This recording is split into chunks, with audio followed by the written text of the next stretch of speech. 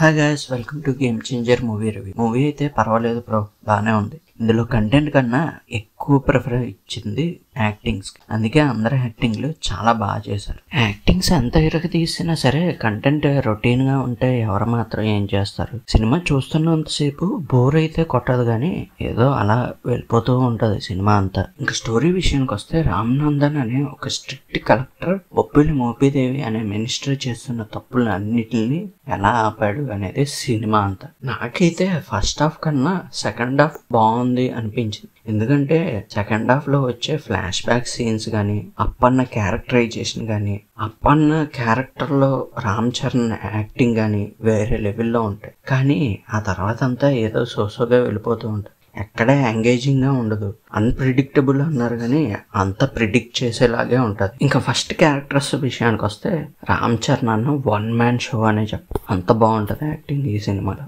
ఆ తర్వాత prefer ఇచ్చేదైతే SJ సూర్యకే. చాలా రోజుల తర్వాత ఒక సరైన విలన్ ని చూసామనిపిస్తుంది ఈ సినిమాలో. లాస్ట్ లో కూడా ఏదో పుసుకుమని చంపేస్తే చచ్చిపోయినట్టు చూపించారు. చాలా టఫ్ గా ఉంటది ఇద్దరికి. వీళ్ళిద్దరిని పక్కన పెడితే మిగతా వాళ్ళందరూ వాళ్ళకి ఇచ్చిన క్యారెక్టర్ లో బాగానే చేశారు. ఒక కియారా అద్వానీతో, ఎందుకంటే ఆవిడది కొంచెం మౌల్డ్ అయిపోతూ ఉంటది క్యారెక్టర్ చేస్తున్నప్పుడల్లా. అంతేకాకుండా ఇందులో అసలు వెన్నెల కిషోర్ క్యారెక్టర్ అసలు అవసరమే లేదు. ఏదో కావాలని ఇరికించినట్టు పెట్టారు ఆ క్యారెక్టర్ ని. అంతకు మించి అందులో కామెడీ గానీ ఏమి ఉండదు. చిరాకు వస్తుంది అక్కడ. ఆ ఒక్క క్యారెక్టర్ తప్ప మిగతావన్నీ పర్వాలేదు అనిపిస్తుంది. ఇందులో బాగా హైలైట్ అయిన విషయం ఏంటంటే బీజిఎంఏ బ్రో. బీజిఎం లేకపోతే అసలు సినిమా చూడక్కర్లేదు. అంత బాగా ఇచ్చాడు తమనన్న ఈ సినిమాకి. మటుకు ప్రాణం పెట్టాడని చెప్పాలి. పడుతున్న ప్రతి షాట్ లోనైనా బీజిఎం వేరే లెవెల్లో పడుతుంది ఒక్కొక్క దగ్గర. అంత బాగుంది. బీజిఎం తర్వాత ఇంకా మాట్లాడుకోవాలంటే పాటలు బ్రో. డాన్స్ అయితే ఎరగదీశాడని చెప్పాలి రామ్ చరణ్. అంత బాగున్నాయి పాటలు. తర్వాత సినిమాటోగ్రఫీ, యాక్షన్ సీన్స్ అవన్నీ ఓకేగానే ఉంటాయి. అంతగా ఏం అనిపించవు. లాస్ట్ లో డైరెక్టర్ గారి కోసం ఒక విషయం చెప్పాలి బ్రో. అమ్మయ్య బతికించారండి శంకర్ గారు. ఇండియన్ 2 అంత దరిద్రం అయితే కాదు సినిమా. వెళ్ళిపోద్ది జనాల్లోకి, నెమ్మదిగా ఎక్కుతుంది, కానీ బాగానే ఉంటది. కాకపోతే ఇది మీ స్టేజ్కి తగ్గ సినిమా కాదనిపించింది నాకు.